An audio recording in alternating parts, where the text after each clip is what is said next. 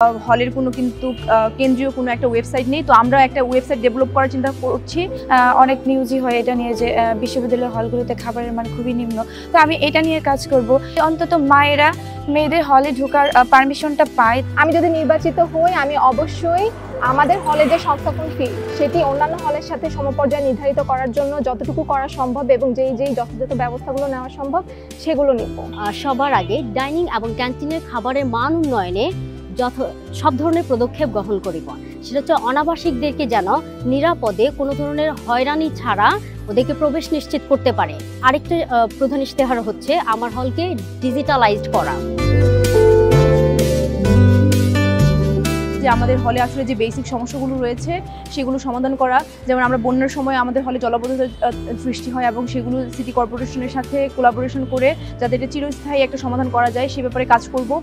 তারপরে আমাদের হলে আসলে অনাবাসিক শিক্ষার্থীদের জন্য মানে তারা কার্ড দেখিয়ে হলে ঢুকতে পারে না, এই যে একটা মানে মানধাত্তা আমলের যে একটা নিয়ম সেটিকে শিথিল করার ব্যাপারে এবং তারা যাতে হলের কার্ড দেখিয়ে যাতে হলে ঢুকতে পারে সেটি করব। এবং আমাদের হলে অনেক সময় এরকম হয় যে আবাসিক শিক্ষার্থীরা যখন অসুস্থ হয়ে যায় বা তাদের মা বোনরা যখন আসতে চায় তখন তারা কিন্তু হলে ঢুকতে পর্যন্ত পারে না, তো তাদের জন্য একটা তাদের প্রয়োজনীয় ডকুমেন্টস শো করার মাধ্যমে তাদেরকে যাতে ঢুকতে দেওয়া হয় এবং জরুরি অবস্থায় তাদের জন্য থাকতে দেওয়া হয় সেই ব্যাপারটি করব। এছাড়া তো অনেক ব্যাপার আছে। আমাদের হলে আসলে রিডিং রুমের সমস্যা রয়েছে, আমাদের হলে ক্যান্টিনের সমস্যা রয়েছে, তো ক্যান্টিনে ভর্তুকি প্রদানের মাধ্যমে যে ক্যান্টিনের খাবার মান উন্নত করার ব্যাপারটি।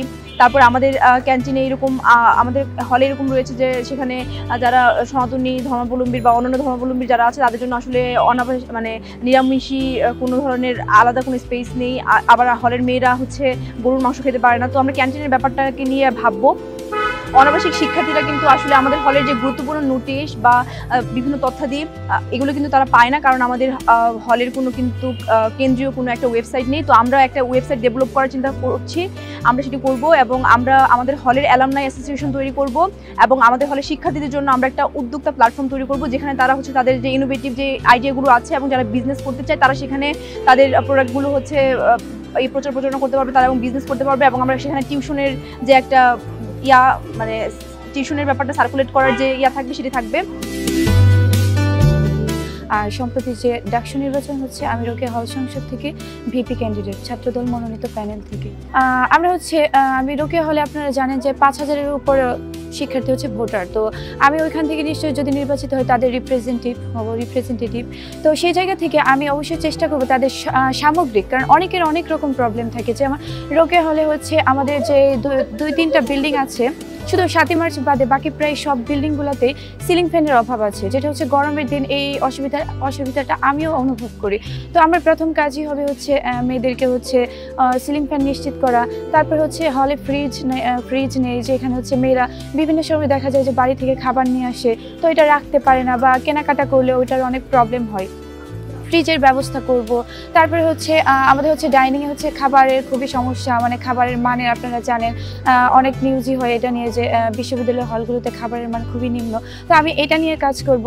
একই সাথে আমাদের যারা অনাবাসিক আপুরা আছে বা অন্যান্য হলের আপুরা আছে, এটা তাদের খুবই ইচ্ছা যে রোকেয়া হলে আমাদের হলে বেশি রেস্ট্রিকশন এটা নিয়ে যে তারা আইডি কার্ড জমাদান সাপেক্ষে যাতে সবসময় ফ্রিলি তারা নিজেদের হলে বা অন্য হল থেকেও, যেমন দুপুর টাইমে যখন খাওয়া দাওয়ার টাইম হয়, যখন একটা মেয়ে যখন ফজিলাতুন্নেসা বা মৈত্রী হল থেকে আসে, অনেক সময় দেখা যায় তারা হলের খাবারটা প্রিফার করে বাইরের খাবার থেকে, তখন তারা কি করতে পারে না, তারা আমাদের হলে ঢুকতে পারে না।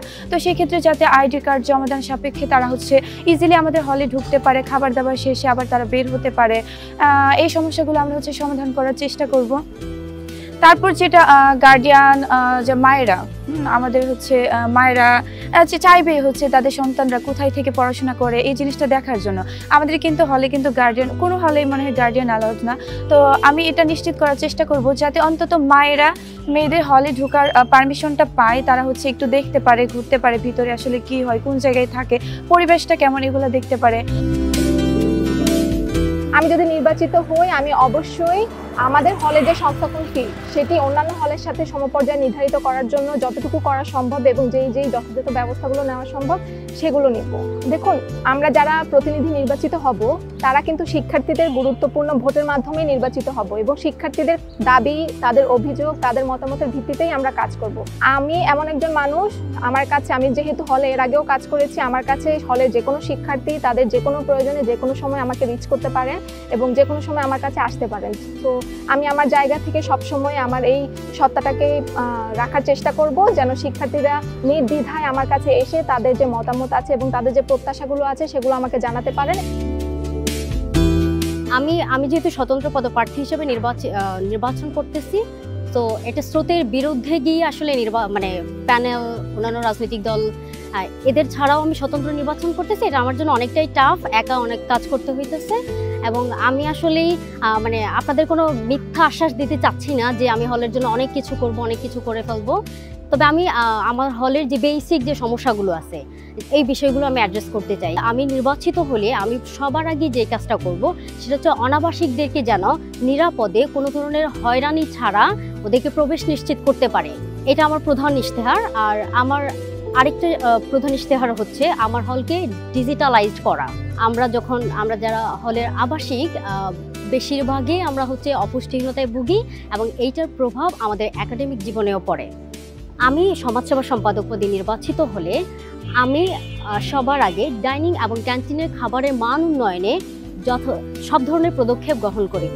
আমাদের হলে কোনো ধরনের ফার্মেসি নাই, মেডিসিন কর্নার নাই, ইভেন যখন রাত বিরেতে আমরা অনেকে অসুস্থ হয়ে পড়ি একটা অ্যাম্বুলেন্স সেবার নিশ্চয়তাটুকুও আমরা পাই না। তো আমাদের হলে মেডিকেল সেবা নিশ্চিত করার জন্য আমি সকল ধরনের ব্যবস্থা গ্রহণ করব, তার মধ্যে একটা ফার্মেসি স্থাপন করা হলে এবং হচ্ছে সেখানে বিভিন্ন আমাদের ফার্স্ট এইড যেই চিকিৎসা সরঞ্জামাদি সেগুলো নিশ্চিত করব, যেমন হচ্ছে বিপি মেশিন, থার্মোমিটার অথবা ওজন মাপার যন্ত্র, এইগুলো আমি নিশ্চিত করব এবং একজন অভিজ্ঞ ফার্মাসিস্ট নিয়োগ দেব।